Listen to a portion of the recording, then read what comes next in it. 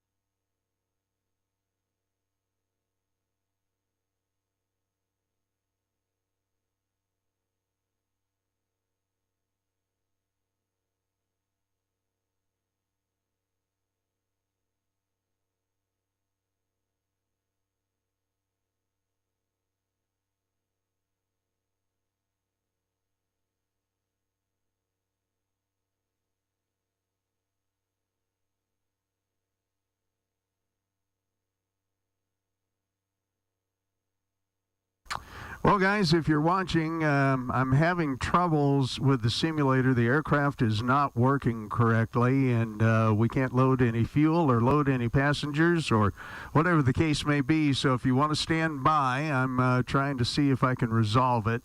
So hang with me there, and we'll get started here as soon as we can. Sorry for the delay. But as you know, aircraft sometimes delays. So we'll see what we can figure out here. Stand by.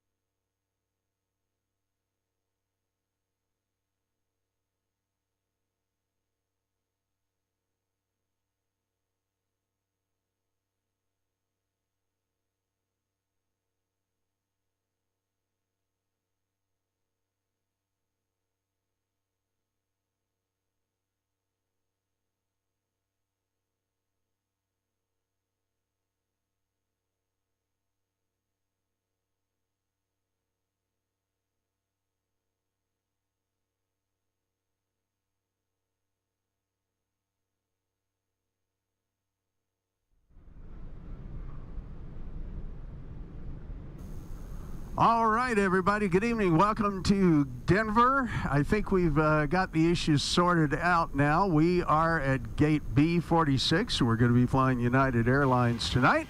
Welcome to the flight deck. We're going to go ahead and get things started, even though, like I said, we're a little late. So we're going to turn on the alignment switches up here, and I have to start my other software, so we'll get going with that, and you'll see some things flash up on the screen there. But we'll get started. Sorry for the delay. Hope you have had a really good week. Captain Jack here, sitting in the cockpit of the 737. We're trying a little bit of a different thing with the background there, so you guys are going to have to bear with me as I get started back into this. I had some issues with the PMDG 737 software, and I had to kind of restart everything. So we'll get everything moving right along here. Welcome to the cockpit, and I appreciate you being patient with me here. We're going to go ahead and go through the checklist. So I'm going to take the checklist out of my book here, and we're going to check and make sure that everything is set as it should be, so we can start getting everything going. Let's see. Our parking brake is set and on. Battery and standby power, they are on, of course, and the guards are closed. The emergency exit lights are closed.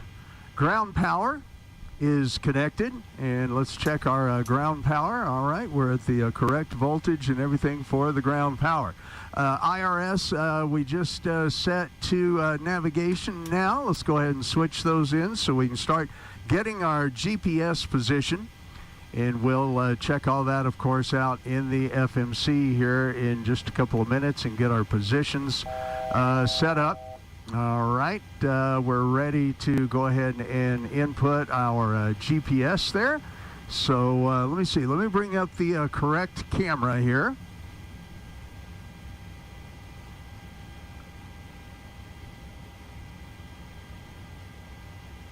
All right, we'll do that. And then we'll go ahead and change that over for you. All right, we're going to set our position reference, so let's get that in there. And we look outside just real quick while we're at it. The weather in Denver is frightful.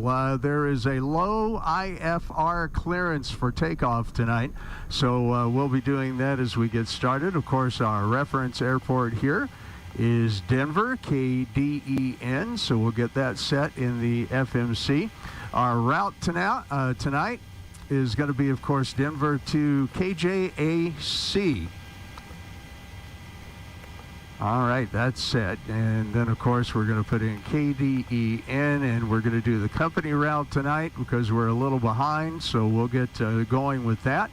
And we'll put that in there, and we'll put in our flight number. We're going to be United Airlines tonight. I thought I'd fly United in honor of a couple of people who have been very supportive of everything that I've been doing. So today's date is, of course, 10/26, so we'll be UAL 10/26. Let me get that typed in correctly.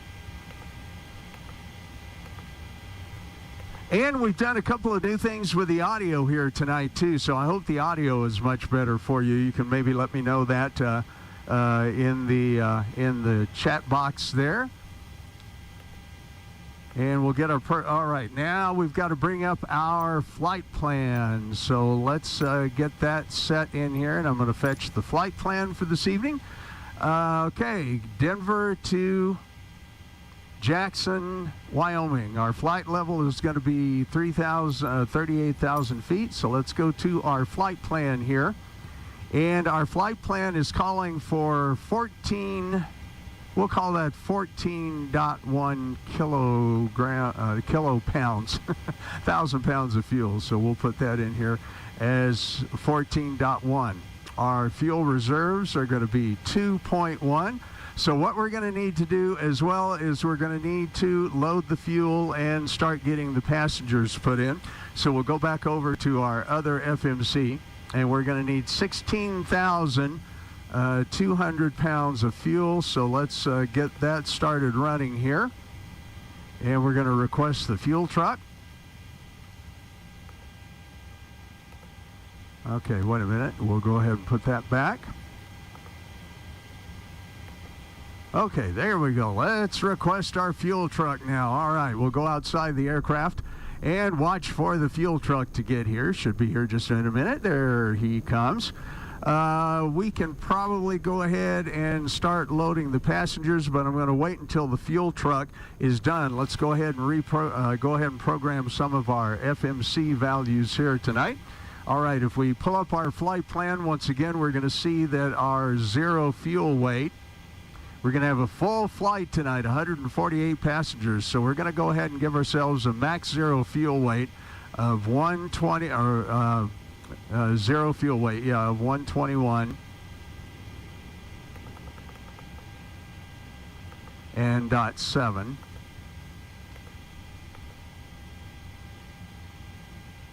Okay, zero fuel weight is there. Our reserves was 2.1. So let's go ahead and enter that in. Our cost index tonight is 5. It's going to be about an hour flight up to Jackson. And our flight level cruise altitude will be 38,000 feet. So we'll set that in. Our cruise wind at top of climb will be from 237 at 076 knots. Okay, let's go ahead and put that in. 237 at 076. Put that in there. We'll go ahead and hit execute. We'll set our N1 limit. We're going to put 32 in, as we normally do. We're going to go and check our takeoff. Our takeoff is going to be 5, but before we check our center of gravity and trim, we're going to need to make sure that everything else is loaded. So we're going to go ahead and start loading fuel, and just to kind of expedite, we'll go ahead and get our passengers. We're going to have a full load of passengers tonight, 148, so let's start them boarding. They'll be coming in over the jetway, of course. And let's see, next we need to get our baggage weight. Okay, our baggage weight is going to be here. So our cargo is 7.4 pounds, so that will be 3,550 either side. And we'll go ahead and request our baggage loaders. However, they will not get here until we are done fueling. And we're about a little more than halfway fueled there. Hope you guys have had a really good week. Appreciate you checking us out again tonight. I'm trying some different things. I'm not super happy with the way this blacks out everything in the back there. If we bring the cockpit view up, that looks kind of cool. It's still not exactly like I would like for it to be, but we'll get there eventually.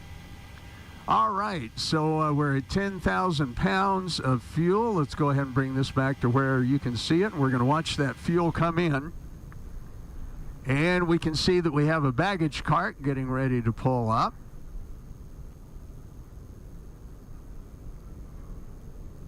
Kind of dark here in Denver tonight, of course. And one thing that I did want to do, and I tried to get this set up ahead of time, is I want to go ahead and make it light. We're going to go ahead and make it daylight so that we can kind of see what we're doing. Let's see, it's 6:47 Mountain Time, so let's make this right around 3:47, just to where we're kind of close in time. Wanted to make this flight a daytime flight today. We'll go ahead and leave it at 3:51 right there, and that'll put us close enough. We'll adjust our clocks and everything, and look that way. We're going to have a daylight flight so you can kind of see the mountains. We should be able to see the mountains as we come into KJAC, and they're pretty spectacular up there. I did a flight last night, kind of as a rehearsal for this, where it was really socked in at Jackson, and I had to go in really on instruments, and it was really quite fun. But I think the weather's better up there today than it is here in Denver. While we're waiting to get our takeoff reference, let's go ahead and program in our traveling flight plan here. So we'll look at that, and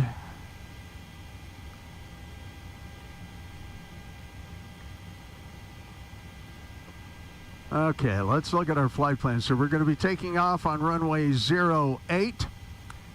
Our SID, Standard Instrument Departure, is going to be DDRTH1, and there will be no transition, even though the flight plan lists a transition, but that actually is a waypoint, so we are all right there, and we'll hit execute. We'll go back to our arrival. We're going to be landing the ILS-Z on runway 19 at KJAC, and that is a direct there. Let's check our legs. And there's a route discontinuity. We'll go ahead and change that. Yeah, it's a pretty mountainous approach into KJAC, so it should be very interesting. All right, we'll leave that there. Let's go back and check our fuel progress here. We're almost fueled up. Our passengers are boarding. We've got 61 of 148 people on board. And let's go. Oh, yeah, that's right. We need to put 3550. And we can start loading the aft baggage, but we're going to have to wait. Once again, the fuel truck is still there. And the fuel truck should be done here just momentarily. So we'll stand by for that. Let's see. Don says you may need to green screen like weather people use for a background. You know, Don, I have a green screen a sheet to use for that, and I am going to be experimenting some with that when I have time. Just have not had time yet to do that. Let's see. All right. You know, we got started late. I think we maybe had lost a couple of viewers there, but that's all right. We're going to go ahead and run through this. Would like to have those of you who may be watching but haven't said hello yet to say hello there in the chat window, and don't forget to smash that thumbs up button for me and subscribe if you haven't. All right. I really don't know what happened with my software in the beginning. I could not get the engines. I could not get the software to start without the engines rolling up. It was just the weirdest doggone thing. No matter what I did, I could not get the engines to shut off. All right, we're still waiting on the fuel, so it's probably time to release him. Yes, we can release the fuel truck. He's finished loading the fuel.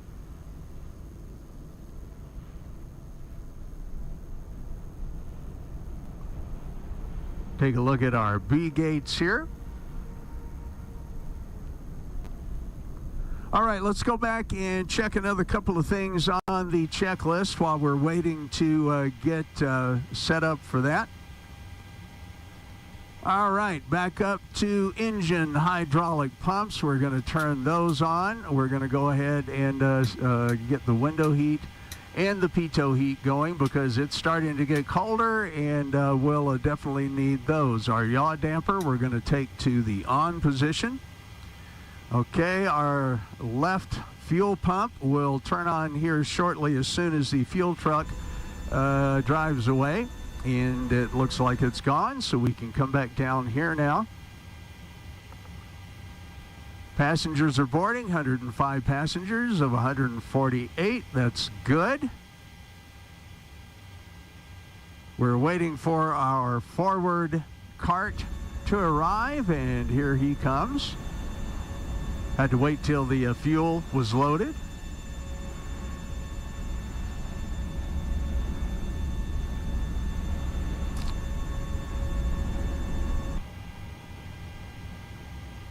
And we're going to wait till we get a green load light on there.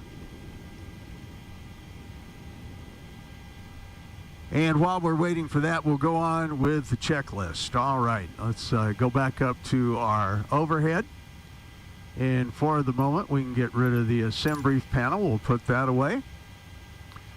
Okay, let's see. Yep, we've done all we can do actually up until that point. However, we can come back down here. We can get our altimeter setting of 3001. That's good. That's what it is here in Denver at the moment.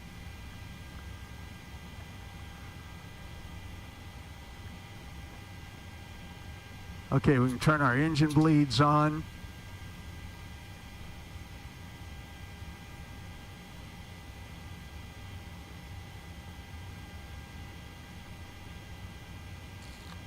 Still wait. Okay, still okay. Now we can start getting that luggage on board. Let's check our passenger loading at the moment. 131 out of 148. All right, that looks good. All right, with that and the fuel truck being gone, we're going to go ahead and power on our APUs. So let's get our APU going here. And we'll let that start up. Put our APU bleed on, which I can do with the switch here. Let's go ahead and get our beacon, nav, and strobe lights on. They are on now at this time. Yep, I see the airplane lit up there. That's good. And we're waiting for the APU to completely power up. Okay, our altimeter is set. Our transponder, because we're not using live ATC at this time, we've set the transponder to 1200, which is normal for a flight like this.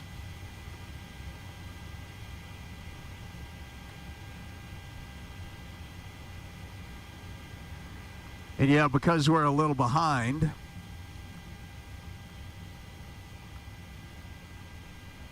I try to get the fuel and everything loaded before I start the stream, but tonight, because the software was giving me an issue, but we'll take care of that, and we'll also edit out all the beginning stuff there for the replay. Let's check our flight path on the PFD, on the MFD rather, and the map looks good. One other thing we can go ahead and do here while we're waiting is we'll go ahead and set our course for the runway that we'll be taking off of. And let me double check what that is here on my iPad.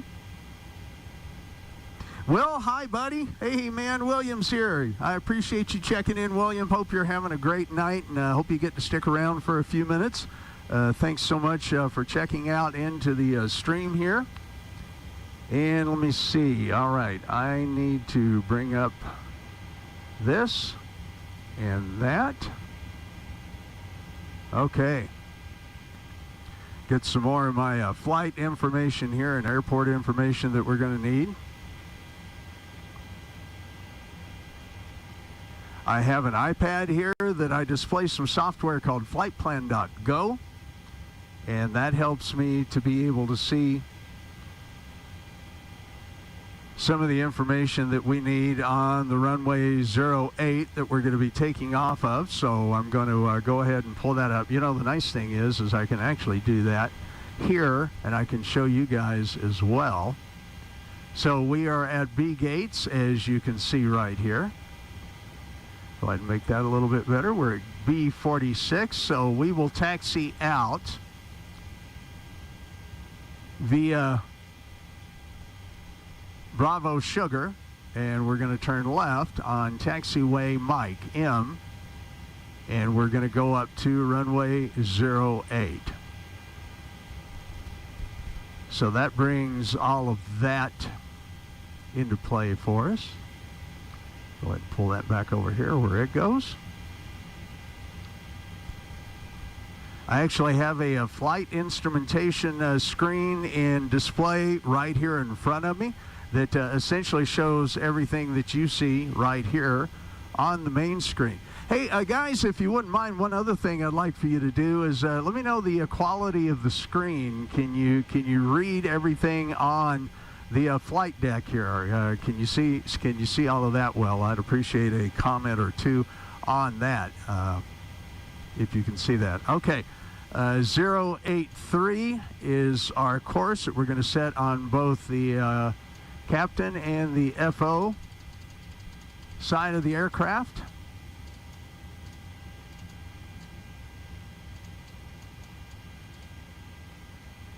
Our cruising altitude is going to be 38,000 feet, so we'll set 3800 in here. Okay, altitude is set to 38,000 feet. Once again, we need to bring the heading to the runway heading. We could do this a little bit later, but while we're waiting on this stuff to load, I think our passengers are loaded. Yep, that looks good. Passengers are on board. All right, we'll get ready to shut that door in just a minute. And it looks like that we're all set as far as the baggage handling goes. All right, let's detach and release those. And we're also going to release the jetway, and we'll take a look outside the aircraft at that.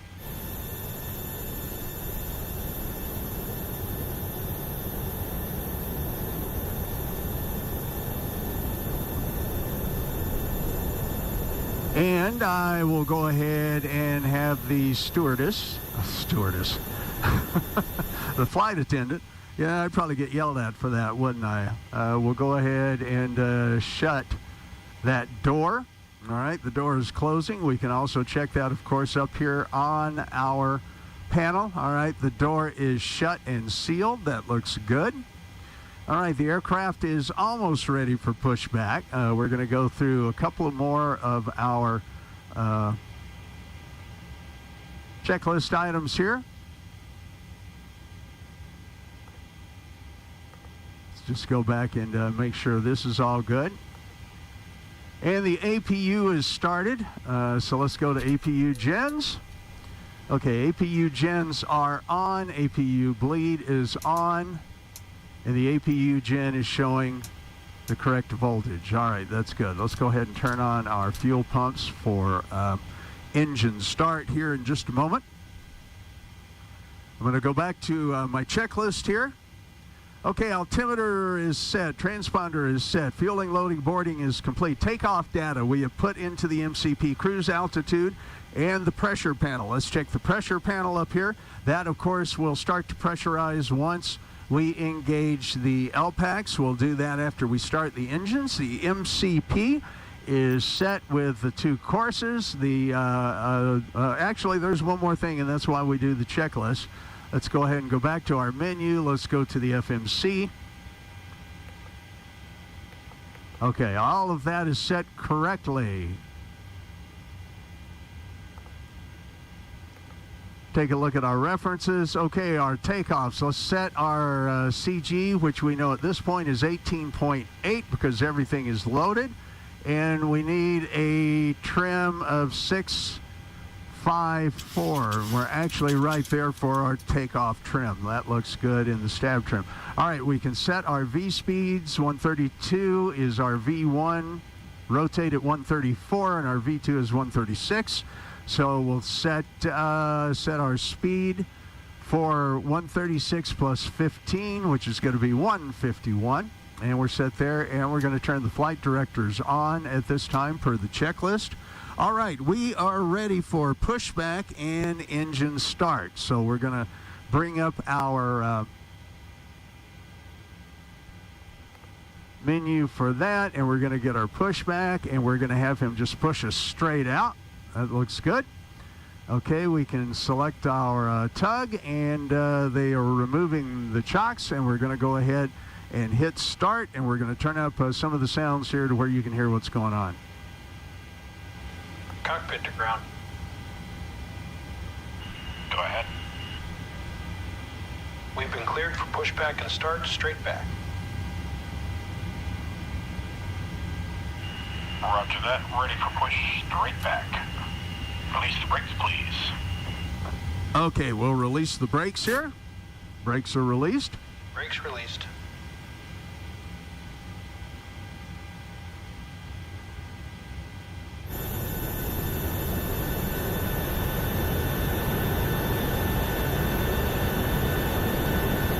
All right, and pushback is started. Okay, the panel is set. Let's go ahead and start our engines.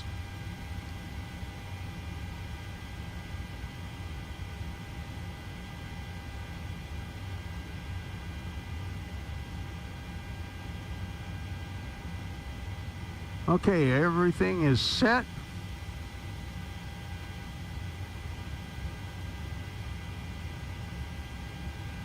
Okay, guys, we're not getting an engine start.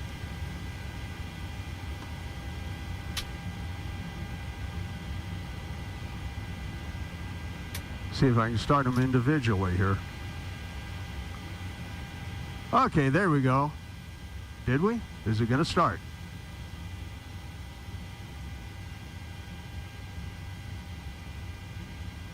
Well, once again, like I said earlier this evening, I was having some trouble with the software, and we still seem to be having some trouble with the software. Okay, let's switch back. Everything. Okay, here we go. We need the isolation valve open. Okay, parking brake is set. That is what I missed. I missed that item on the checklist. So now we should be able to get an engine start. Hey, how about that? She's starting. All right, very good. Steering pin is pulled. Watch for the salute and release with guidance on your right. Have a good flight. Yeah, thank you very much. All right, we'll get the engine started now. That was pilot error, guys. That was pilot error. All right, let's introduce fuel. As you can see, we're watching this panel right here. All right, and we've got good engine start. All right, let's start number 2. Start number 2. All right, number 2 is started, and when we get up to 25% in 1, we'll introduce fuel.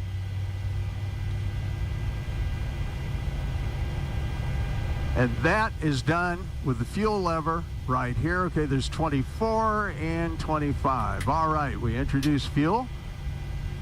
And number 1 is coming up. Okay, very good.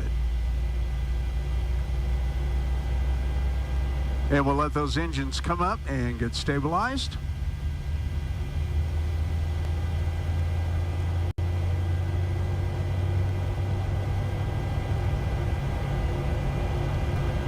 And when it stabilizes, we'll be able to start the engine gen. All right, there's our switch. Our generators are ready. Switch those over. We'll check Gen 1 up on the electrical panel and Gen 2. That looks good, and so we can go ahead and start our packs. And the isolation valve goes to auto. And we can see our ducting pressure is starting to come up. Our altitude pressure is looking good. That's on auto. Okay, so once again, we're going to be taxiing to runway 08.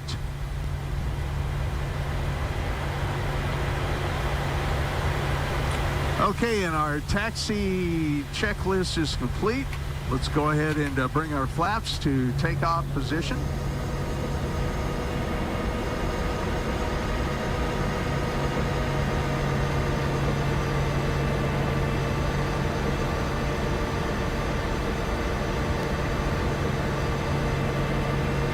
Okay, the other thing we're going to do is bring these sounds down just a little bit. We're going to check our flight controls and make sure they are free and clear.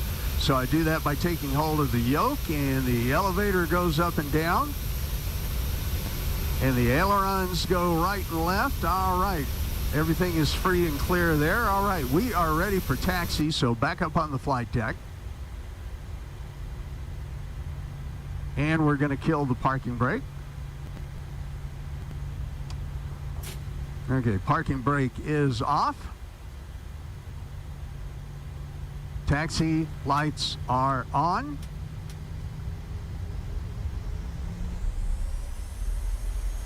Okay, and we'll begin our taxi to runway 08. Don't really need the sim brief panel up there right now. I want to thank you guys for your patience.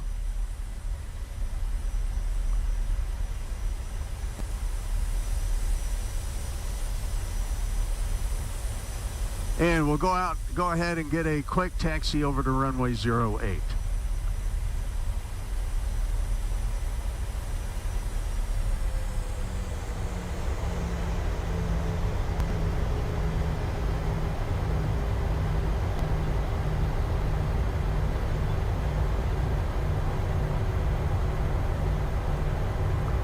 I think one more thing that I'll do here is we'll go ahead and bring in some more traffic, see if we get any more traffic into the sim.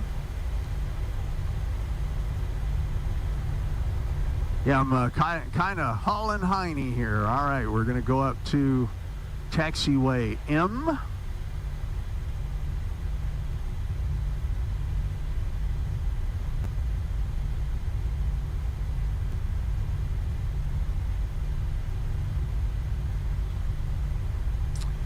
And we're going to make a left turn here onto M.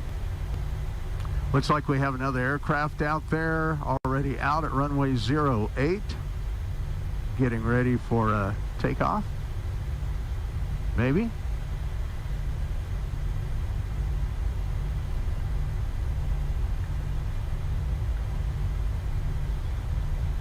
All right, very good. We'll do some of our taxi checklist here while we're at it. We can go ahead and arm the LNAV and VNAV.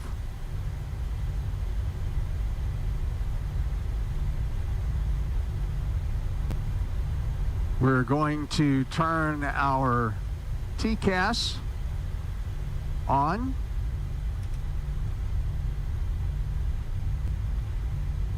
Traffic collision avoidance system. Yeah, Graham, it is. Denver International is the third busiest airport out here in the country, and it is extremely large. Yeah, it's a long way to get out to runway 08 here. It really is. Okay, as we continue on, taxi lights, of course, runway turnoffs. We're not worried about that. Taxi checklist is complete.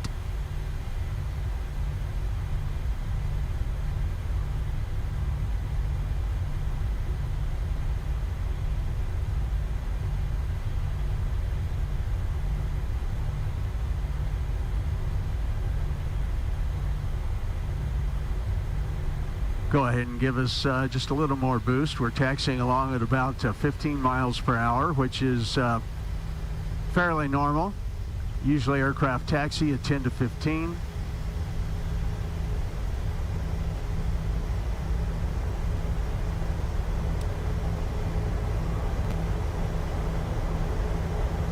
Okay, I'm going to pull up my little nav map software that will help me over on this right hand screen that I have here in the flight sim.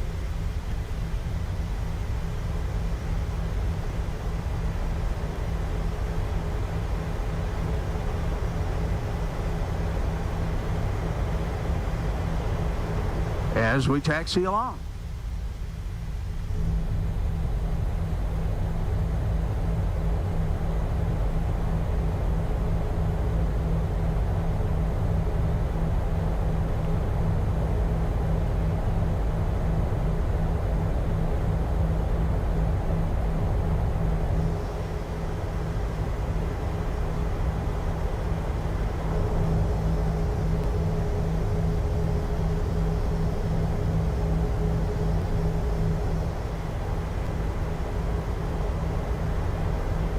Looks like maybe, is that an Alaska airline?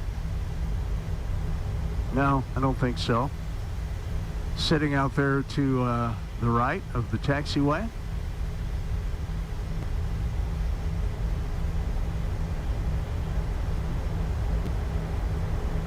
And it looks like there's another aircraft doing something funny out there to the right. Let's take a look outside the aircraft.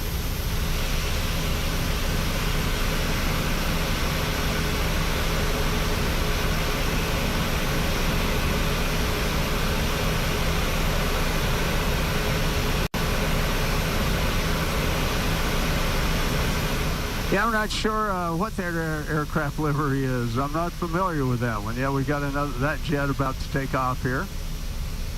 That'll be good. By the time he gets off and airborne, we will be able to be up on runway 08.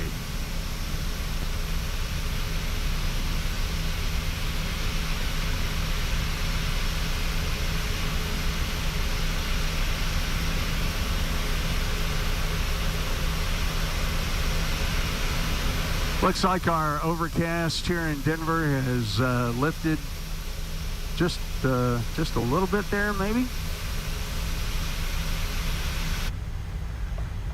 All right, we'll stop here. All right, let's do our pre-flight checklist here, I should say, on the flight deck. We'll go ahead and set that. All right, LNAV and VNAV are set. Engine instruments and flight controls are set. And auto throttle is armed. All right, we are ready now to set our RTO. We're going to set the anti-skid on the brakes there.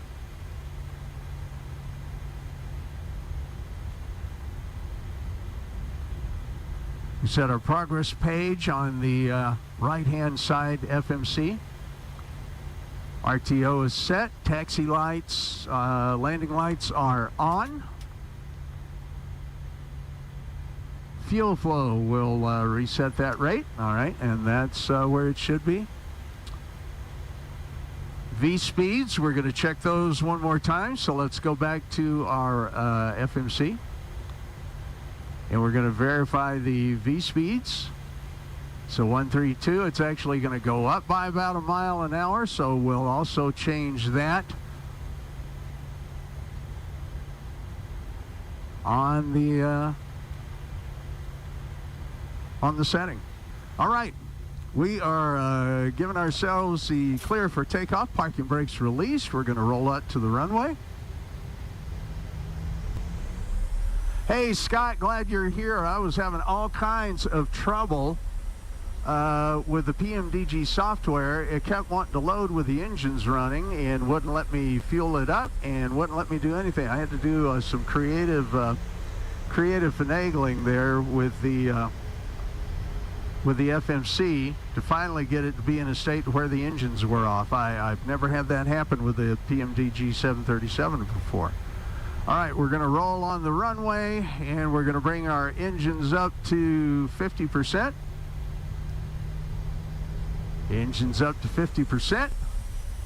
So let them stabilize, and toga. Slight forward pressure on the yoke.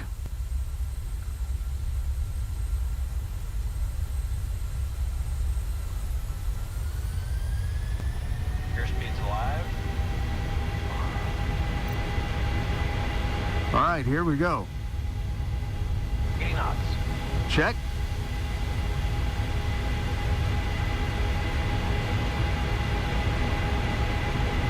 Coming up on V1. V1, rotate. Rotate.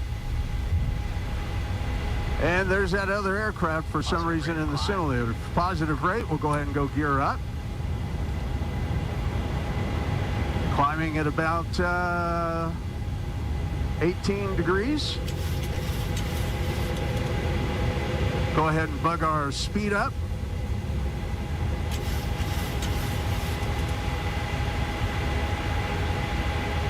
And we're going to make a left turn. Following the flight plan. Let you look out the window here.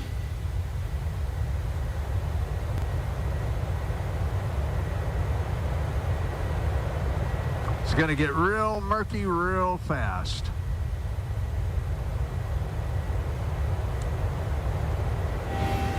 Okay, back up on the flight deck, and we'll go ahead and bring flaps 1.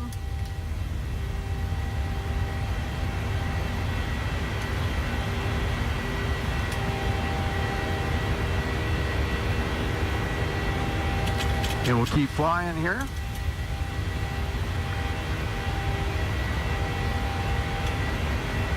Yeah, Scott, our flight was delayed getting out of Denver.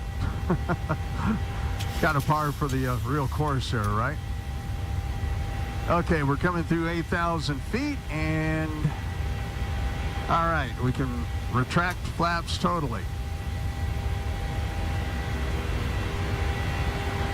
All right, she's flying pretty good, but as you can see, it is just murky outside.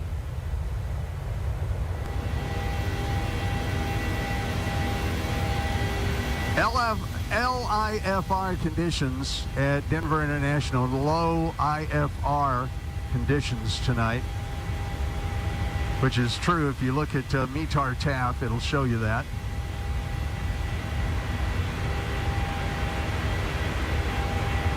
Okay, we're just about to hit 10,000 feet when I will engage the autopilot.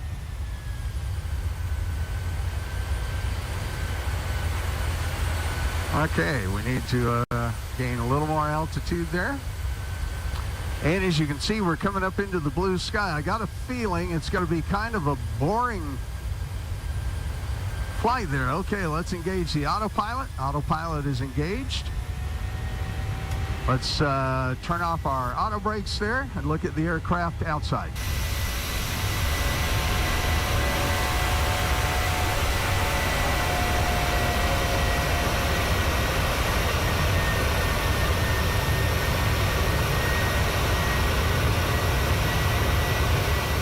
Hey, there's some land there.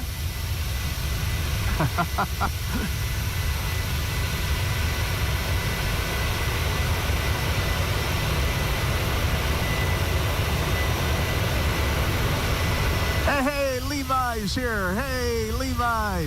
Glad you're here, buddy. Thanks for checking in. Appreciate you checking in. Yeah, isn't that nice paintwork, Graham? Beautiful aircraft. United, you know, I love their liveries. I really do. One night, we'll actually fly the United Star Wars aircraft, which actually is no longer with us. They retired that livery, and I think they turned it into something else. But they had a United aircraft that was actually flying the Star Wars livery, and it was just fantastic. All right, here we go, making our turn to the northwest, where our next waypoint is going to be what I call chicken. Let me show you this on the MFD there.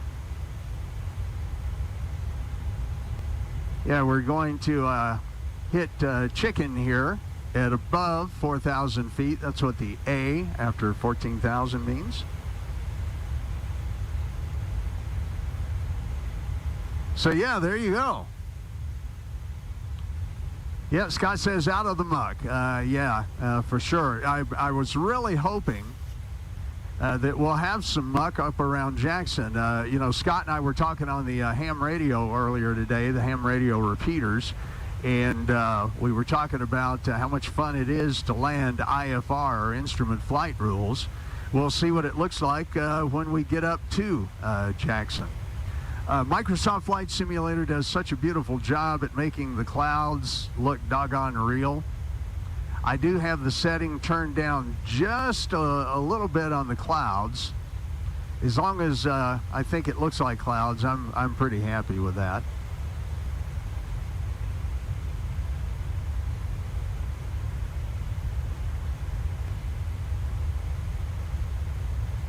Well, I'm glad you guys hung with me there through the technical difficulties we were having in the beginning. I'm going to try to do some research and see why the PMDG 737 has some problems with the engines like that.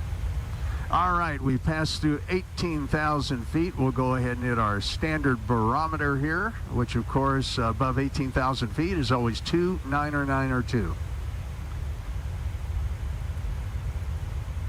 And it'd really be nice if I remember to start the clock before I leave the runway, but we've started the clock there.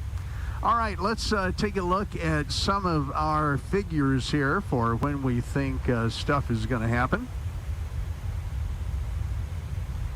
Okay, so we'll hit our top of climb at 2237. So that's about 11 minutes from now. We'll hit top of climb. And we should be into Jackson in about an hour. Yeah, Scott says hopefully cold, murky, and snowy in KJAC. Let me see what the METAR says for KJAC. That would be nice.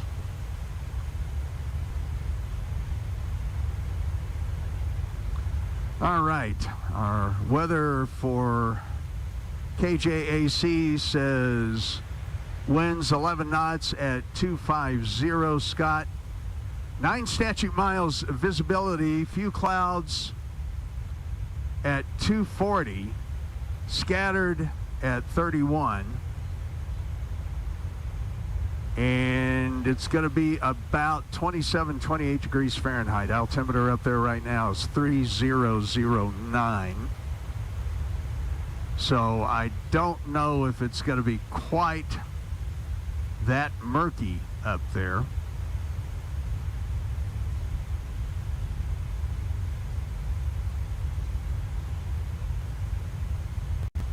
Going to pull one other thing up here on the other computer.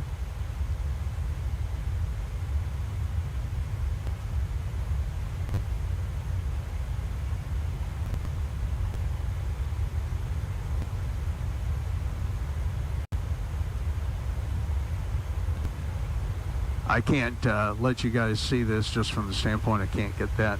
Oh, they're telling us it's VFR, no warnings. VFR, no warnings, Scott. So I guess we're not going to get the murky landing that we might like to have had. That would have been cool, but doesn't look like that's going to happen. Okay, I'm not sure in my world who Pop Wee Wee. I'm not sure who that's so funny. There in the chat stream, you guys can see that. I'm not sure who that is, but welcome. I'm glad to have you. Glad you're here. You might want to, you know, if you have my phone number, you might want to text me and let me know who that is, because I am not sure. I probably should know, but I don't. You know, people use so many funny names and things on the internet that I'm not sure who that would be. Well, anyway, I hope we can just enjoy a smooth, nice flight as we travel on to Jackson. Looks like the skies out over, you know, Scott, that's an interesting idea. Can't control the real world weather, but you know, we could maybe make it yucky just for fun to land in Jackson. Although I kind of want people to see how gorgeous the Tetons are. So, you know, maybe we'll do that sometime.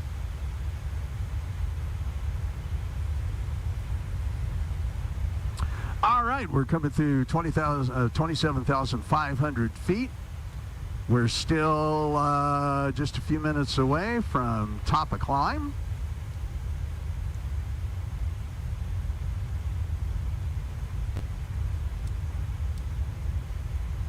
Okay, there's our top of climb.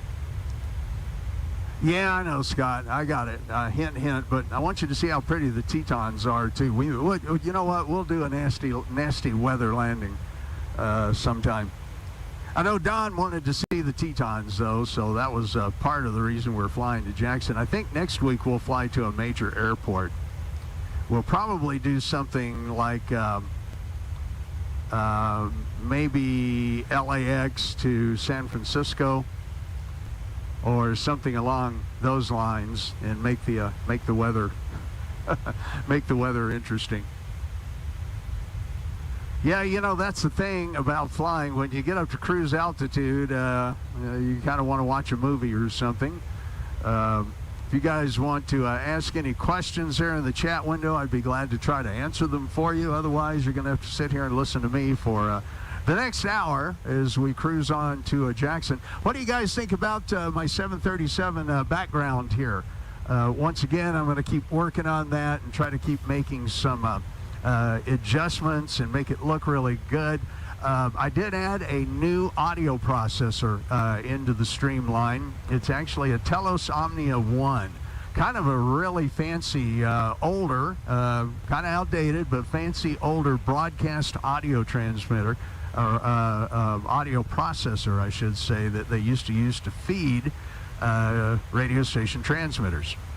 You know, the one thing that I do like here is we're climbing at 290 knots. That's pretty good. And we're through 30,700 feet. One of the other things that I'm learning to try to do is to fly a Embraer 190 aircraft, an Embraer 190 that you see on, well, not some of the smaller airlines, but for some more of the regional transportation that the airlines do. And I've done a couple of flights with that. Oh, we're making our left-hand turn to our star, which is DDRTH, that you can see there in the MFD window. And there we go. And you can see where the top of climb is coming up less than 40 miles away. And we should be there at about 22:37 as we see on the clock here. So another 5 minutes or so out from the top of climb. Let's see, what was, oh, the Embraer 190. I really like that aircraft. You know, Scott, you'll like this too. Those of you who maybe do some flight simulating, it's a really inexpensive aircraft that you can buy the software for. I think it's only like $13 is what I paid for it. But it's a good starter for the Embraer series, and eventually I want to start flying the Airbus. I will get around to flying the Airbus eventually. But I kind of wanted to start off on something just a little bit smaller because its systems are similar in some ways to the Airbus. Scott, what do you think about that? Do you think the Embraers are somewhat similar to the Airbus? They kind of seem like it to me in my limited amount of knowledge, but you might say there in the chat, what do you think? What are you guys doing tonight? Graham, what are you doing way up there? You know, it's what, middle of night for you up there in Scotland. You're in Scotland, right, Graham, I think? And I don't see Jay in here tonight. But hey, I've got a couple of my sons in here that I'm very proud of, and I appreciate you guys checking in with your dad in the flight simulator.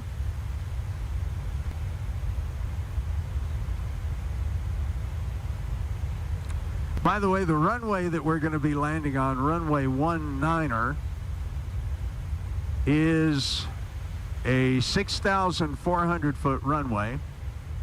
So to try to be able to get off it in front of the terminal, we'll definitely be using brakes 3.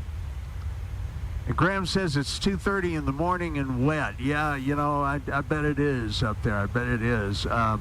As you can see, Denver in the real world is clouded in, although it's actually getting dark outside, so we wouldn't be able to see too much. Let's take a look outside the aircraft here.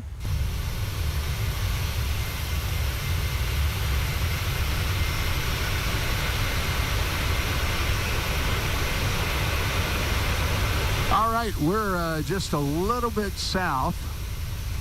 southeast actually of Laramie, Wyoming.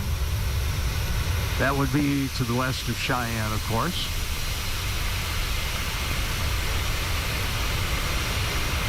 Yeah, Cheyenne right now is off over the right wing. Man, that's just a beautiful livery rendition on this aircraft. Look at the way it reflects off the wings. Man, I love what they do with this. Okay, Scott says, yeah, Don, Embraer aircraft are made in Brazil. They sure are. You're absolutely right about that. And Scott, yeah, Scott said he was a CRJ pilot. Yeah, that's right. You know, Scott, I think in your honor, I may have to learn how to fly a CRJ, and then I can get you, you know, to give me some tips and that sort of thing. That would be really cool. Graham says great views there in the chat. Yeah, I like to get outside the aircraft and look around. And guys, this is what, you know, southern Wyoming, northern Colorado look like. I mean, they just do an amazing job. And we can see some snow up on the Elk Mountain Range up in front of us there. And you know what? That is true to life. I tell you, it really is. We were up there last Friday. And there was a little bit of snow starting to form on the upper mountains there of the Elk Mountain Range. All right, we're almost to our cruise altitude of 38,000 feet, and we're going to hit that right on time at 37 after the hour. That's about 4 minutes off of real time. It's 7:33 p.m. here in the Rocky Mountain West, here in the Captain Jack cockpit. By the way, I want to really encourage you guys, check out Captain Canada on YouTube. He actually has a live stream going on right now as well. And man, he just does a fantastic job. He's a real pro at this and has been doing it evidently for a lot of years. I really enjoy watching him. And there's a few others too that I love getting to see on occasion. All right, let's see. Scott says the Aerosoft CRJ is a nice aircraft. It's a 700 variant. Okay, I wonder if they make one of those for Flight Simulator. Okay, we've come back to our cruise speed of 247. Don't really think with this passenger load, and the winds are off of our left nose at 79 miles an hour. So we're on a heading right now. Let's check our heading real quick here. Man, we've got just a heck of a headwind. So our heading right now is on about 300, and we've got if you look on the MFD as I'm moving this, we've got a wind now coming from 229er. So about right there. So we're fighting a little bit of a headwind. Okay, Scott, in the marketplace from Aerosoft directly. Okay, I will look that one up because I'd like to see that. I'd like to see that. And eventually, I'm going to get around to spending the $79 on the 737-800. I really want the 800 software from PMDG.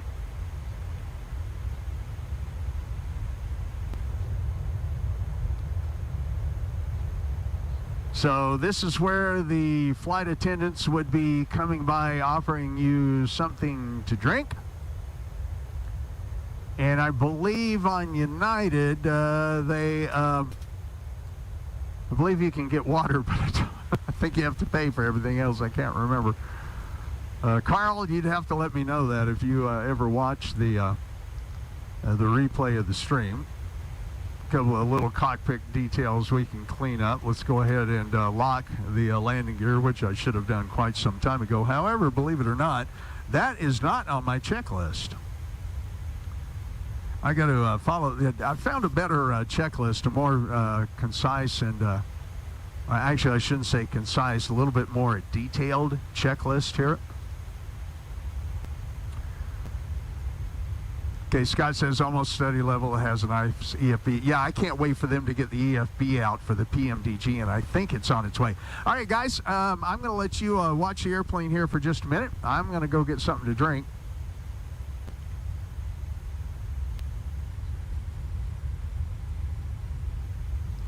Because I'm getting a little dried out. All right, we'll set you up with a view, and I will be right back.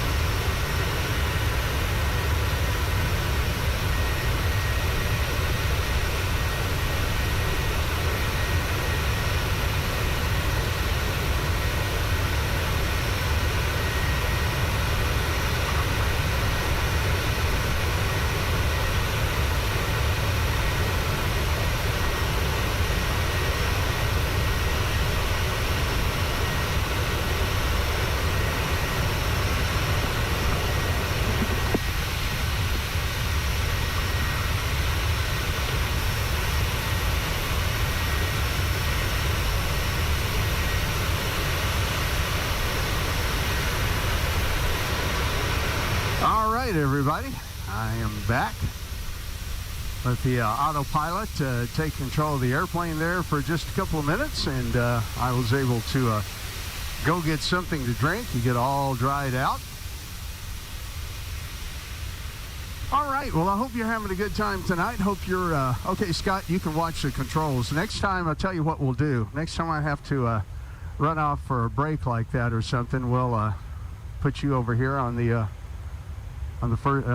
FO side. Although, honestly, you should be the captain. Scott actually has years of real piloting experience, so I'm almost a little, got some trepidation. Okay, I have the airplane back. Thanks, Scott. Yeah, my controls. Almost have a little trepidation when a real pilot, I know a real pilot is watching. So yeah, that's pretty funny. That's pretty funny. Once again, welcome to the flight tonight. We're on the way to Jackson. We are on time, at least as far as the travel goes.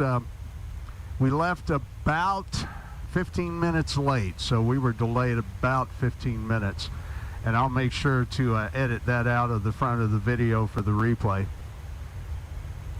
Okay, Graham says, don't let me loose on it. I'm still struggling with landings. You know, Graham, watch a lot of YouTube videos on guys showing you how to do it, and especially for the particular airplane. It's all about speed and attitude, really, and I'm sure Scott can give us some good pointers there too. But it's all about speed and attitude, and follow that checklist. Follow your checklist, man. It'll make all the difference in the world. Yeah, and I'll tell you what, this is so much fun. I think I love flight simming, and I do it by myself quite often. And I'll tell you, when I had my rotator cuff injury here earlier this summer, I was really not happy. Really not happy at all, because this is one of the most fun things I've ever done in my life. With the power of the computing that we have these days, you know, you can actually do this kind of thing and at least learn some of the basics and some of the other things that go along with it. It really is just extraordinary. Okay, I want to look down at my FMC here just a few minutes and take a look at what's going on there. Everything is looking good. Top of descent is 123 miles away. We will get to top of descent here, it looks like, at 2 minutes past the hour. So in about 17 minutes, we're going to hit top of descent. And one of the things that we can go ahead and start doing too is bringing up some of our information on runway 19er. So one of the things that we can do to start with is we're going to set our ILS approach frequencies. So let's set that. It is 109.1. 109.1. You don't necessarily have to enter that in right now. We'll do that on the nav1 radio. Then we'll go to the right-hand side, and we're going to go to 109.1. Okay, and both of those are set at the moment. Graham, so did you download, and are you using a Microsoft Flight Simulator 2020, or did you download 2024? This sim is running on 2020. And what airplane do you like to fly? I'd love to see that in your chat comments there. What airplane do you like to fly at this point? What are you learning on? Are you learning on a Cessna 172, or maybe one of the other general aviation aircraft? What are you using there, Graham? I'd love to see what you're doing, or hear see what you're doing in the chat window. That would be good.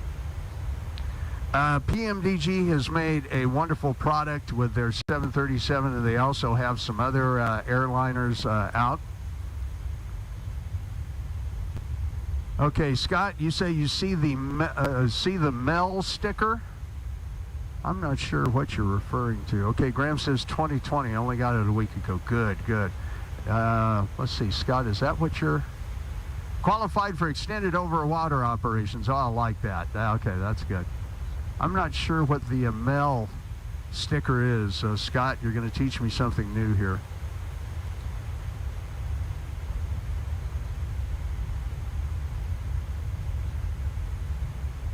Yeah, you'll have to let me know because I'm not sure what I'm looking for. We go back to the PFD for just a moment.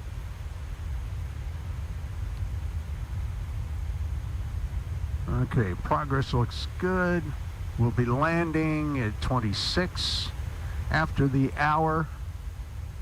So we're about a half hour or so away. Yeah, Graham, good deal, good deal. Glad you're having fun with it. So you say the Cessna. Very good, very good. That's a great aircraft to learn on. Remember that Cessna is going to land, its landing speed is what, right around 70 knots or so? So it's important to keep that nose attitude and your airspeed right, and to maybe engage your flaps, you know, at the particular times. There's a lot of guys on YouTube that will show you how to land that 172 very well. Okay, Scott says lower pedestal, yellow sticker. All right, let's take a look at that. Oh, okay, I see. This is what you're referring to here. INOP CT log, that's for a deferred item on the aircraft that is not functional. Okay, yeah, that's kind of what I thought. Yeah, I'm not even, okay, that's weather radar. Oh, doggone. I thought this thing did have operational weather radar on it when you come up here on the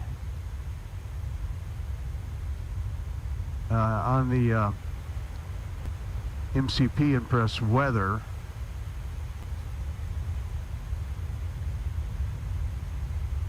Okay. I do have all the traffic and everything turned off in the sim. It gives me some better frame rates, I've noticed.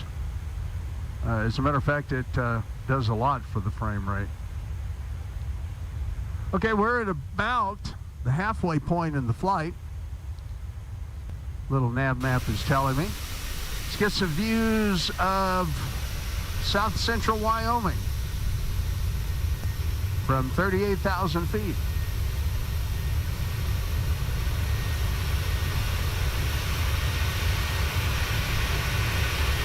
Okay, Scott, that makes sense. It allows airlines to operate certain airplanes with certain equipment that may not be working. Okay, got that. Download the audio panel controls. Okay. Very good.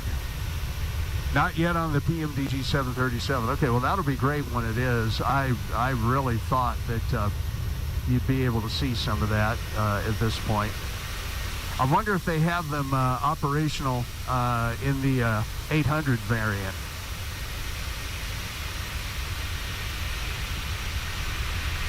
So I'll tell you, I had some of the other traffic turned on when I was doing a flight previously, and it was really strange. I was in the aircraft like this, and another airplane came up and sat right off my nose. I mean, just right there. You could read the logo and everything on the aircraft, and the guy was, you know, we're making that right-hand turn now.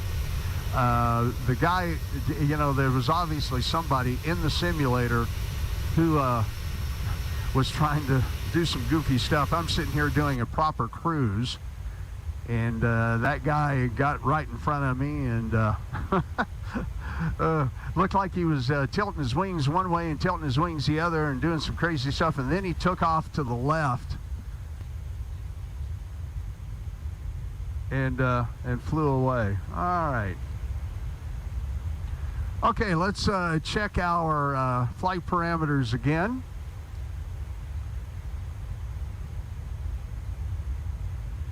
$82 miles to top of descent in about 14 minutes. Well, wait a minute, let me recheck that.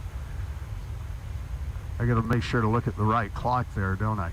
Top of descent is at 23:03 and 22:52. All right, so yeah, about 11 minutes away from top of descent. We'll get ready to reset our altitude and our MCP when it's time. Okay, Scott, not operational in any variant yet, only on the PMDG aircraft. Okay, okay, very good. I will look forward to that when they do make that operational. You know, Scott, when you were a commercial pilot, You must have thought from time to time looking out these windows like this, what an office. What an office. By the way, this is, no, that was cool. Come back here. I'm looking at something here on my tablet. Okay, so we just passed, oh, that's Interstate 80. Okay, very good. I don't know if you guys can resolve this, but that's Interstate 80 running right along there and right along there, west of Rawlins, Wyoming. That's Interstate 80, where I'm moving the mouse back and forth, if you can see that, if you can resolve that in your screen.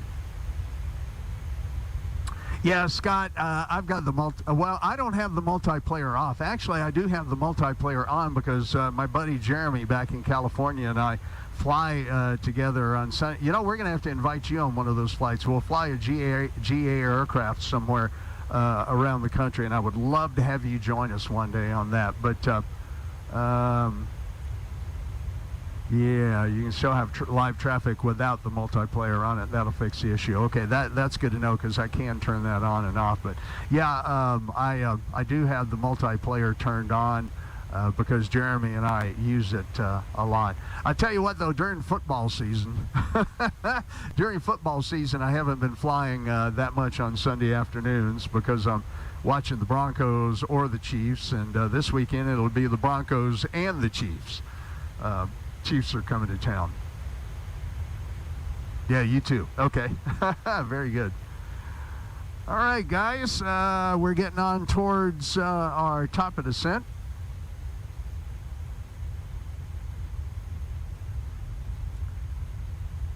Just looking back here at another computer.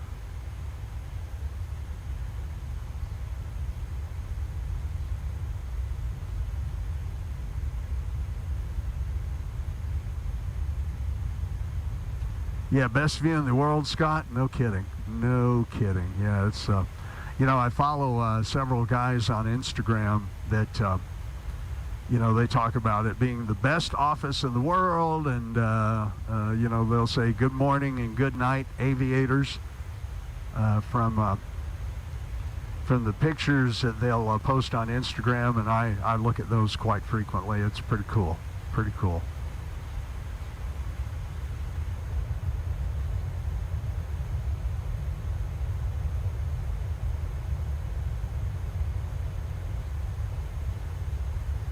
Man, I tell you what, these areas out here, they're just so desolate sometimes.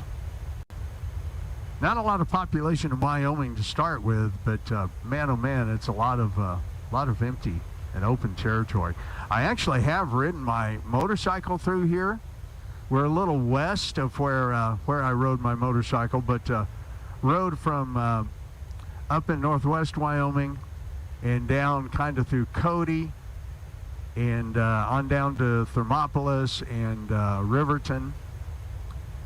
And man, you just be out there in the middle of nowhere for hours. It's you know, not see anybody on the highway. It's almost like, why do they build a highway way out here? Okay, we're going to be coming up on I was trying to read the name of the mountain range. Can't quite make that out on my map here.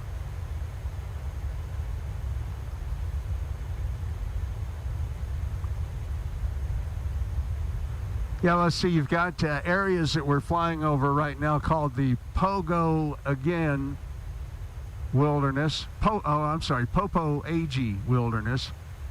The Honeycomb Buttes Wilderness Study Area is just off of our left wing.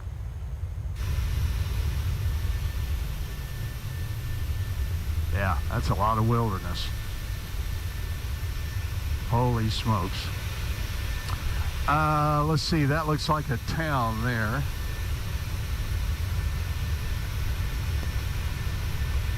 Yeah, that's Riverton. Okay, that's Riverton, Wyoming.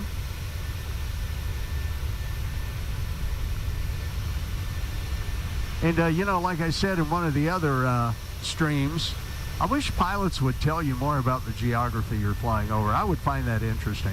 It's like you almost want a pilot's channel in a set of headphones that you could wear, to where they would talk to you. Well, Scott, you know, we've got some clouds. It looks like we're going to have to fly through here. Still should be able to see the Tetons, though.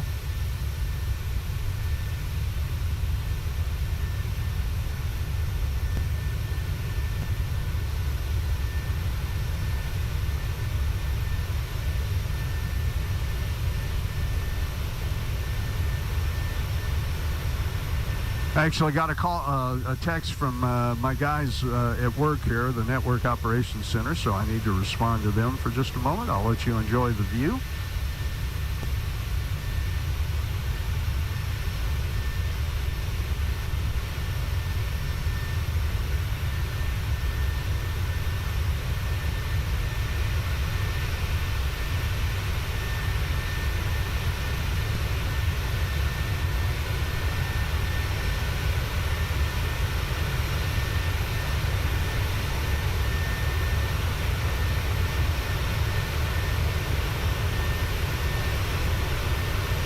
Okay, one thing I'm noticing as well as we get back up onto the flight deck here is we do have that 84 knot wind at 241. There's our top of descent, less than 40 miles away. So here in just a moment,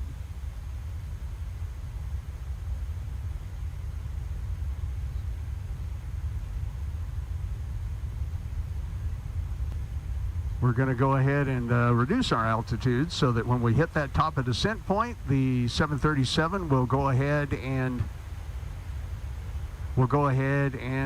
start following the descent profile.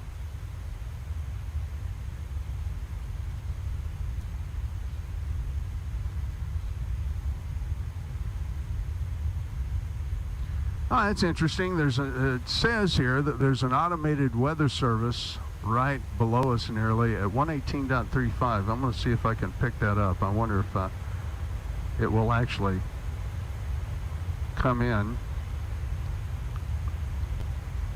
118.35, dialing that up on the radio here.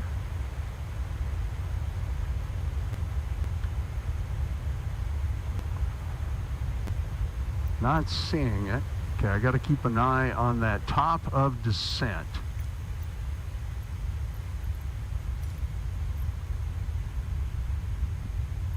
Yeah, okay, I'm not seeing that listed there. Okay, we're not going to worry about that right now. We're not really using radio, as it were, because we don't really have any air traffic control going on. Scott says looks promising. Yeah, he wants the bad weather. I mean, I could occlude it and make the weather awful, but let's not. Let's go ahead. We've got some clouds that we're going to have to look like we'll deal with here. Okay, top of descent is less than 20 miles away. We're going to get ready to reduce our altitude.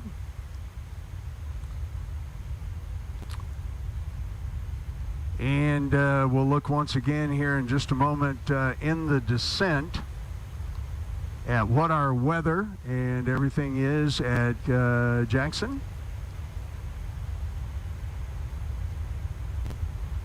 And we've already done a couple of these things here. We're going to switch our minimums to Barrow, and we'll we'll set our minimums here just momentarily. Okay, top of descent is about 13 miles out, and we can go ahead and reduce our altitude so that when we hit that top of descent point, the aircraft will start descending. Now, air traffic control would probably clear us down to an altitude somewhere around 25 to 27,000 feet. But we're going to go ahead and take ourselves down here because we're not really using ATC. Our approach entry point is at 8,000 feet.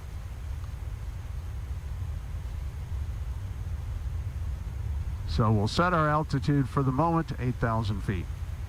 And actually, one thing I like to do, and Scott, you could comment on this. I like to set that altitude to about 500 feet or so lower than where the autopilot entry point is, because that way, if I forget right at the point, it'll go ahead and hold it. Okay, as you can see, top of descent is 5 miles away. We'll expand our view to the 5-mile point. You can see that top of descent marker start coming up on us. And we're getting over some snowy mountains there. Okay, we're going to watch for the top of descent point to hit, and then we'll see our descent profile window come up on the right-hand side here of the MFD. So we'll keep watching for these events.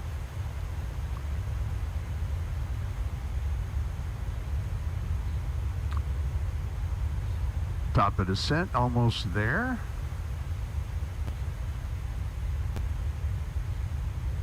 All right, and we crossed the top of descent. Our descent window has popped up in the FMC. And right now, we're waiting for that descent profile to stabilize. Yeah, this is the thing that I can't get the Embraer 190 to do. I can't get the 190 to do that. Graham says send some of the rubbish weather over free of charge. Well, you know, honestly, Graham, we had a lot of that in Denver today. I was really surprised at how just foggy and overcast it was just the whole day here in Denver. But you go up in the mountains, and it's beautiful blue sunshine skies. But down here in Denver, it's pretty socked in. The ceiling is still pretty low.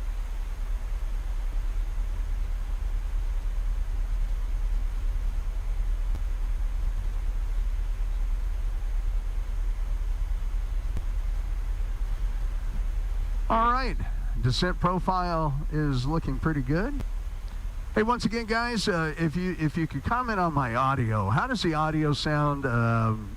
It should sound cleaner than it ever has before, because, like I said, I put that new processor in line.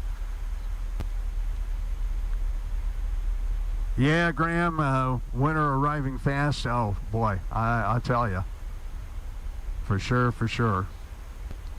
And I've never been much of a winter fan, to be honest with you.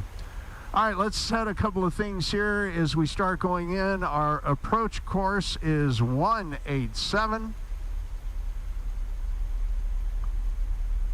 So I'm setting that up on not only here, but I can see it on my display. Graham, thanks. Sounds great, he says. Okay, very good. I appreciate that. All right, let's go to 187 on the First Officer's course selector. I tell you what, just crazy when I think about all that a real flight crew has to do, and talking on the radio and everything that they're monitoring. You know, trying to do this as a single pilot, man, a little hairy. All right, I'm going to go ahead and set our auto brake to 3, because when we get into Jackson,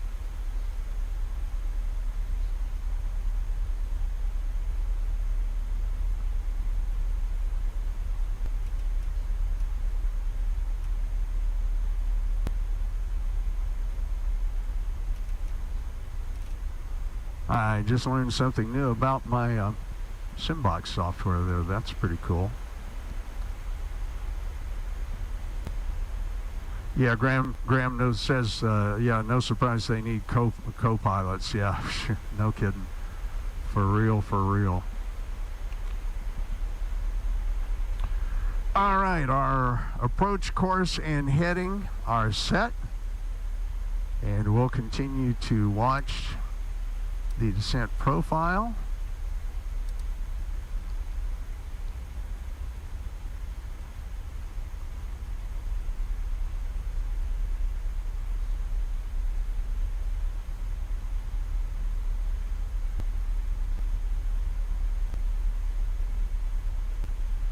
As we descend, get some more views of these mountains. And yeah, they're even rendering the snow, and this is what it looks like up there now. It's pretty fantastic. They've had some snow up in western and northwestern Wyoming. Pretty extraordinary. And the sounds of this aircraft, I just can't get over how good and accurate they are. Go ahead and turn the sounds up a little bit, let you guys hear this.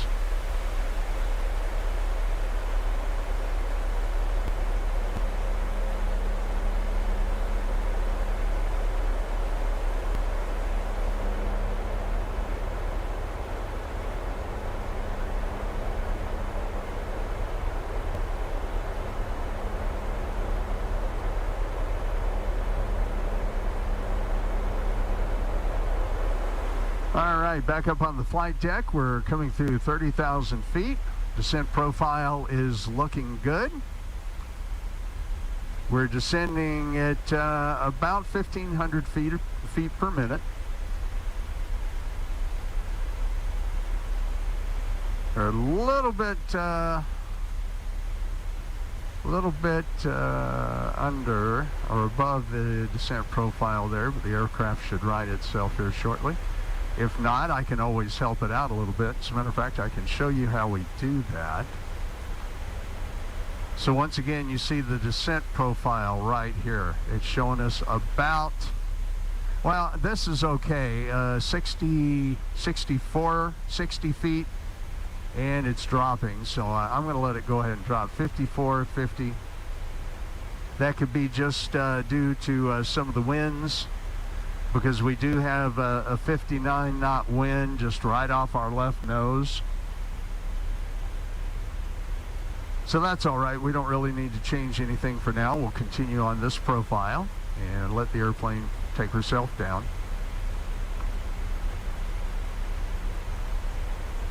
Man, look at those mountains. That's what it looks like.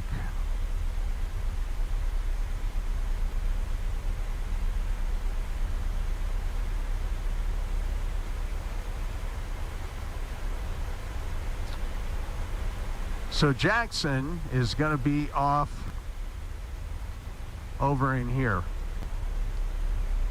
So Scott, we're going to get to descend through some clouds, so that'll be good.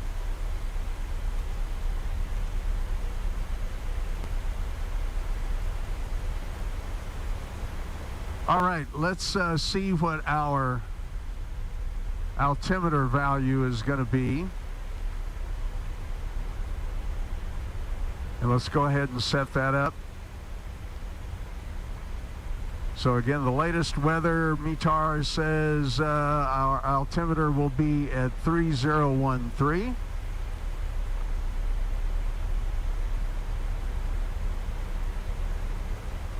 Okay, so we've set that at 18,000 feet. We'll change over to that. Winds are 6 knots. From a heading of 200, so we're going to be landing on runway 19er, which is at approximately, well, here, I'll tell you exactly what it is. Stand by.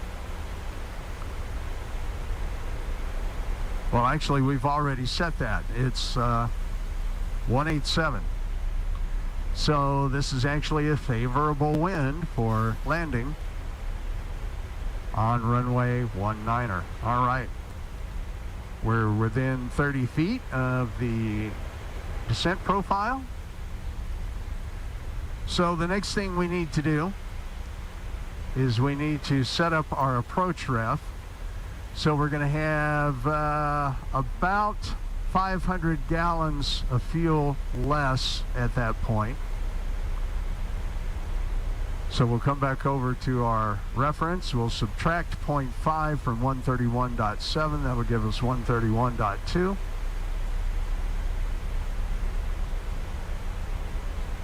And we'll set that as the gross weight. And we're going to go ahead and give ourselves flaps 40 for our approach reference, because this is a fairly short runway at 6,400 feet. And we're going to give ourselves full braking. Okay. We are set for that.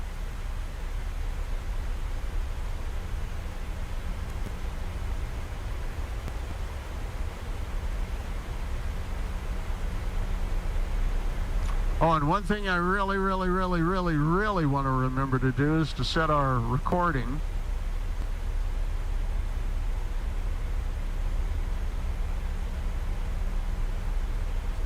for our landing, so we can get landing playback.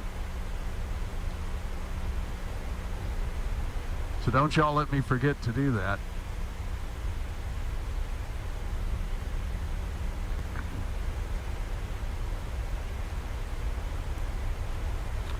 All right, everything is looking good at our next waypoint, which should be Delta November Whiskey. We should be at 244 knots. We're actually a little under that right now. It's all right. I'm going to arm our spoilers, our speed brakes. And so I've just armed the speed brakes. Okay, they are armed.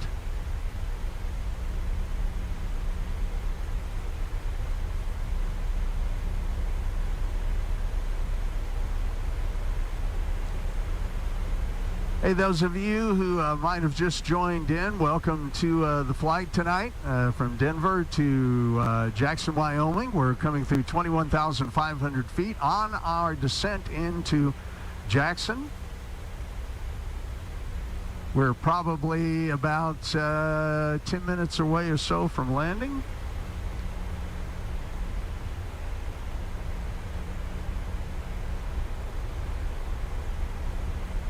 And we're 25 miles away from Delta November Whiskey.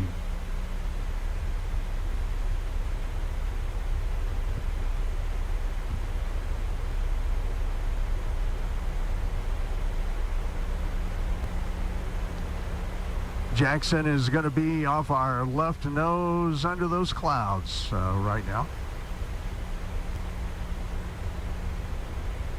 How'd you guys like landing in Las Vegas last week? Was that fun? Did the lights impress you as much as they impressed me? I think, like I said, next week we'll go from LAX to San Francisco and get some of those views in. That would be a fun flight. Sometime we're going to go back out to the East Coast. I try to keep my flights at about an hour or so. You know, some flights, of course, could be considerably longer, but I think an hour is pretty decent. What do you think? Let me know in the chat window.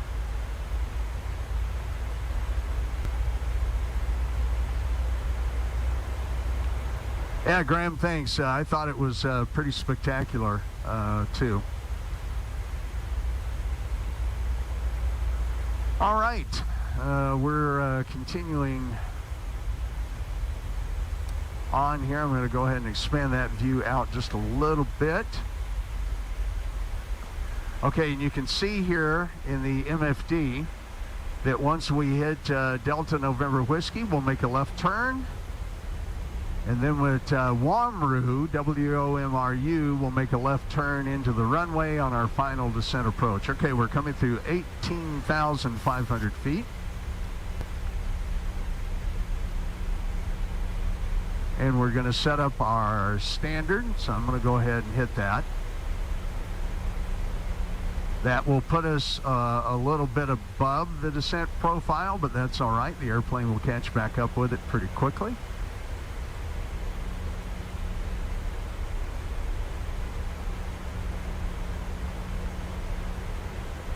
And let's see if we could see it. Jackson's going to be off under this cloud over there. So Scott, we may get a decent landing through some weather there. All right, our minimums for this runway is 200 feet, which is fairly standard. So we'll go ahead and set our 200-foot barometric minimum, which we've just set up on the PFD there. That will also give us our voice warnings as we're coming in.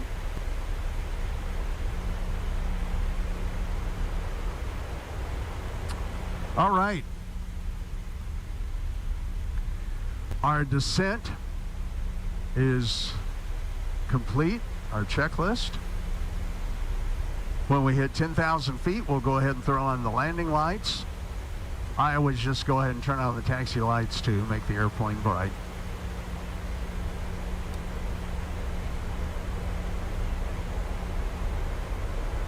Speed is 244 knots, as you can see on the PFD.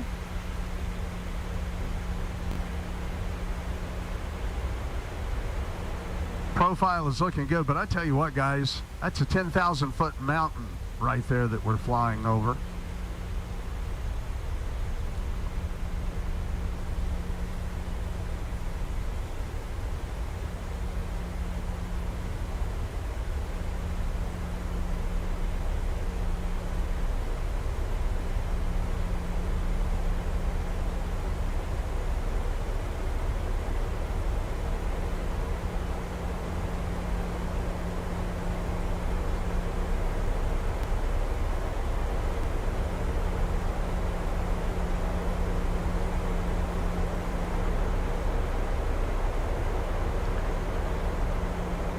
Yeah, we're going to make a left-hand turn up here at DNW. We're going to take off through this valley off to the left there. And as you look out there to the left, man, we're getting down in amongst those mountains. And that's the way this approach into Jackson works. I got to figure that, Scott, you were telling me that you have to have some special ratings to be able to land at this airport in the real world, correct? I definitely see why. This is about the fourth time now that I've shot this approach, and definitely is a little hairy. All right, we're making that left-hand turn.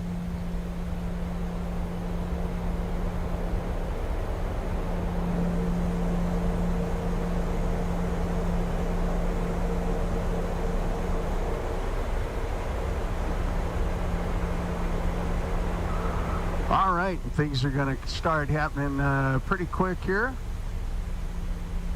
I'm going to start watching my speed. So at Wamru, we need to be at 168 knots. Yeah, we're going to fly right up this valley and then cut to the left, which will put us on our final approach.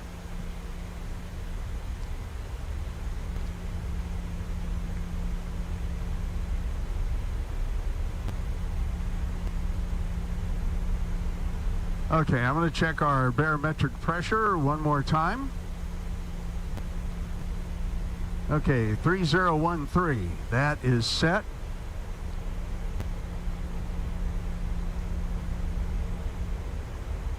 And we'll go ahead and turn on our landing lights and taxi lights too, why not? Just make the airplane pretty.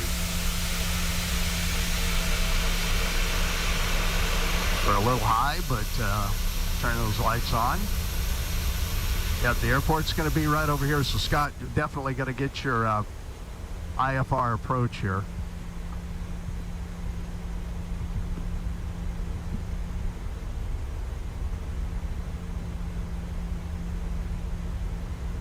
Okay, so we should hit Wamru at or about 8,700 feet.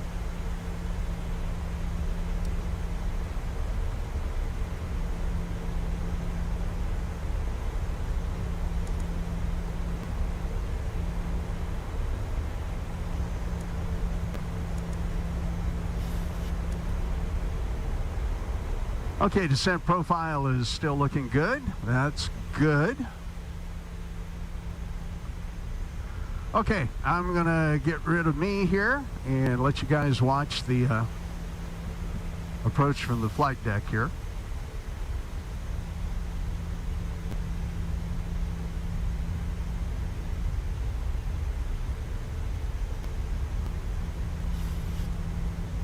Our ground speed is 223 knots, and the ground speed is lowering. We're 5 miles out from Wamru, where we should be at 8,700 feet and 168 knots. So I'm going to go ahead and give us a 2 notch of flaps here.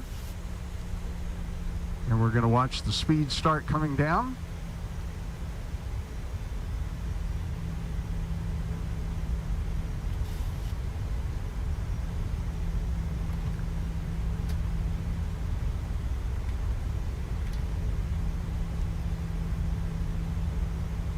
Okay, 2 notches. Yep, 2 notches of flaps at Wamru. Let's bring the sounds up a little bit. At Yazgu, we should be at 138 and on final approach. So I'm watching my speed over in the PFD, and I'm going to give us a little drag to get us to the speed that I want to be at. Okay, that looks good. And so I don't forget, I'm going to start record. Record is started.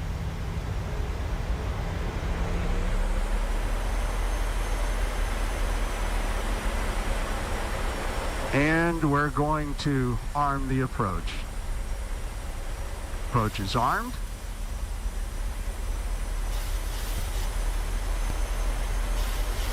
We're a little below the glide path, but that's all right. We're coming around just fine.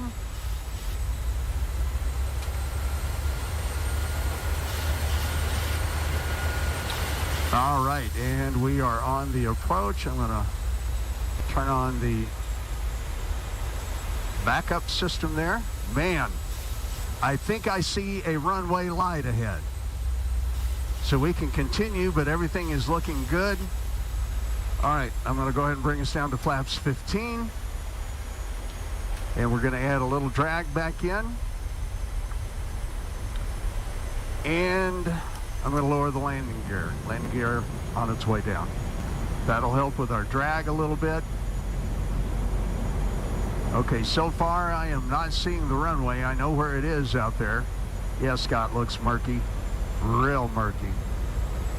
I'm going to hit Command B because this may be one of those that we have to let the airplane almost auto land itself. I think I see runway lights. Okay, we're going to go ahead and go flaps 40. And it's going to scream at me, that's for sure. 1,000. Okay, runway lights are in sight.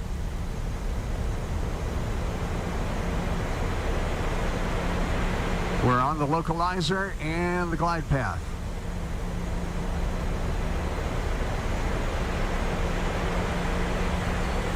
Speed is coming down nicely where it should be. All right, I have the throttle. 500. Okay, so we're going to be good in minimums. That's good.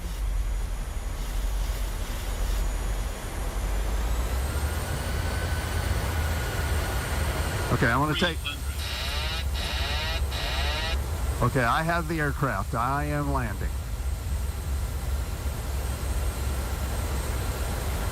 200.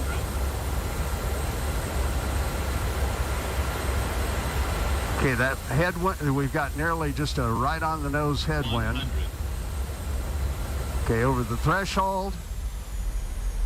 Throttle back. 40. Into the runway, nose up.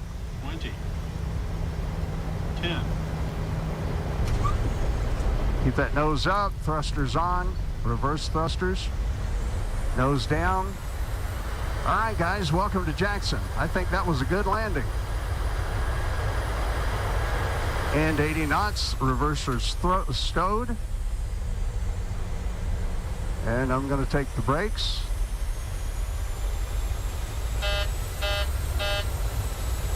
And we're going to roll down to the exit taxiway.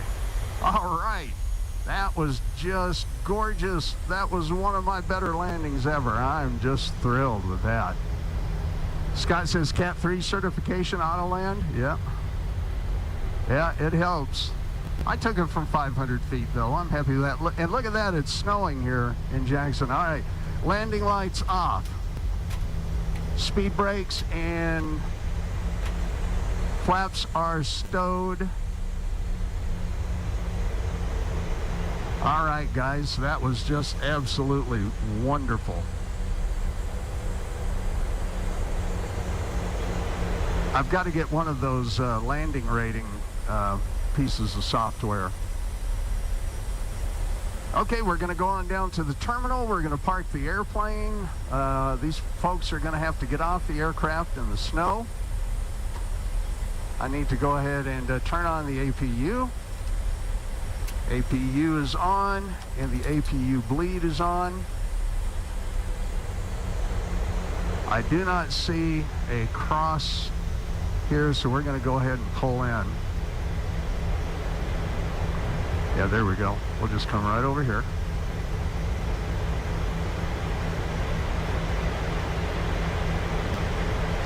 Okay, taxi lights off since we're right in front of the terminal.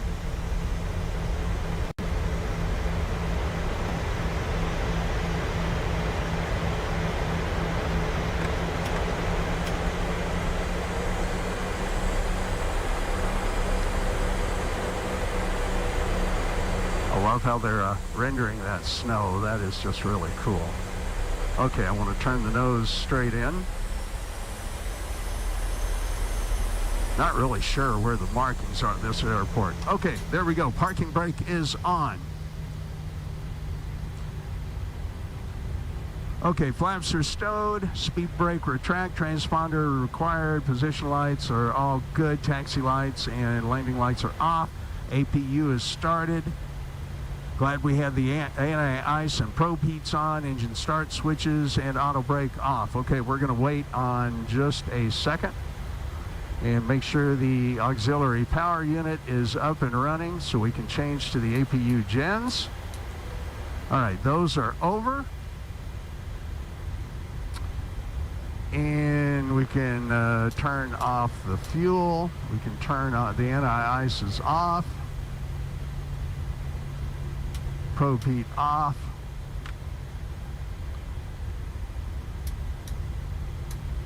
Window heats off. And we'll shut down the engines. All right, let's call here. They do not have a jetway. We're going to put the chocks on. Set the chocks. Okay, that request ground power. We have to change to stairs. And we'll call for the stairs once the engines are shut down and begin deboarding passengers. All right, guys, there we are. How about that? We made it to Jackson. We had one of the best landings ever. We're not quite on the lineup line there for the aircraft, but that's all right.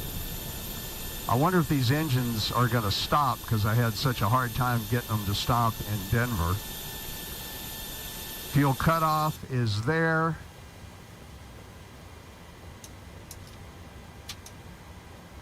Okay, they're in the off position.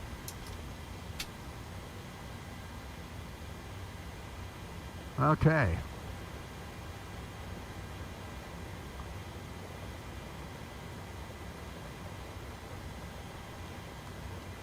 Okay, now we can request the stairs. Good. They are arriving.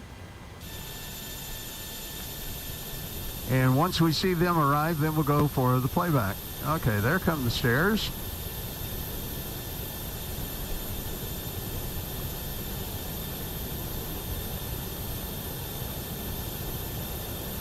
All right, let's see if we can Make the playback work tonight.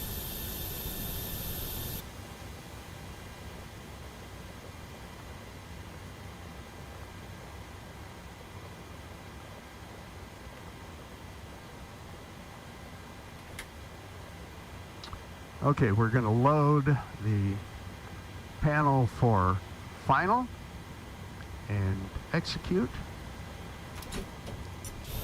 All right, and now you should be able to see the replay.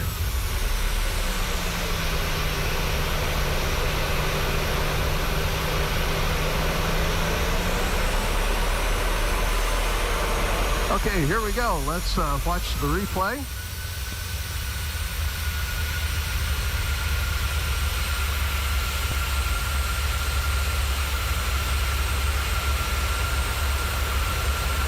Holding that 3-degree nose pitch up.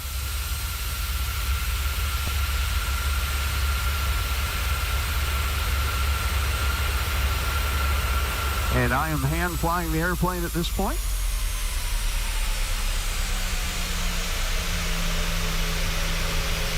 A little longer on the landing than I might have wanted to be, but look at that, look at that. There you go. There's your butter landing, folks, finally on the Captain Jack stream. All right. I am so super happy with that. Let's go back and get a passenger view.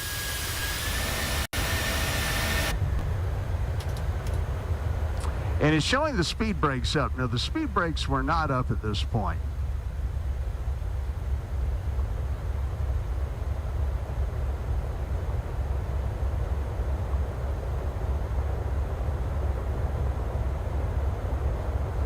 Okay, here we go.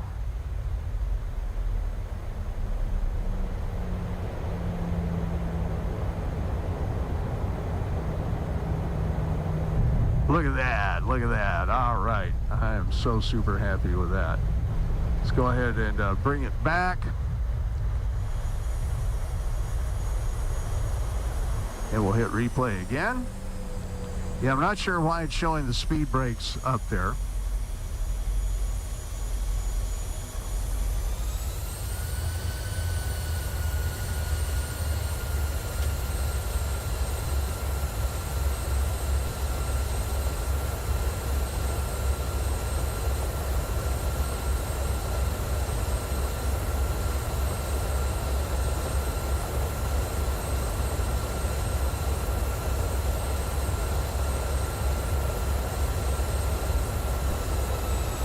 Coming in. And there we go. We're setting down. Speed had bled off just real nicely. We touched down at about 120 knots. There's the reversers coming on. All right, there we go. All right, guys, I want to thank you for being here tonight. Can't appreciate you enough for being part of the flight sim and joining me on a Thursday evening here. We will get the recording on and get that all set. And just want to thank you again. I'll look for you next week. We'll look at the landing here a couple of more times, and then I'll shut the sim down and call the stream good night. So God bless you. Good night. If you'd like to be on my email list for the stream, please send me an email, KE0VH at Outlook.com. All right, take care. God bless you. See you next Thursday when we'll fly LAX to SFO, Los Angeles to San Francisco. Good night, guys. Take care. God bless you.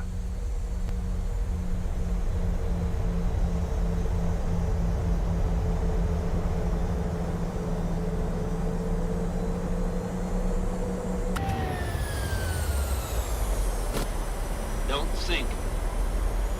Don't sink. Terrain. Don't sink. Too low. Terrain. Too low. Terrain. And once again, we're getting a little oddball stuff up here on the flight deck as far as that goes. Anyway, we'll watch landing here and talk to you later. Take care. God bless. Good night. Too low. Terrain. Too low. Terrain. Too low. Terrain. Too low. Terrain. Too low. Terrain. Too low. Terrain. Too low. Terrain. Too low. Terrain. Too low, terrain. Too low, terrain.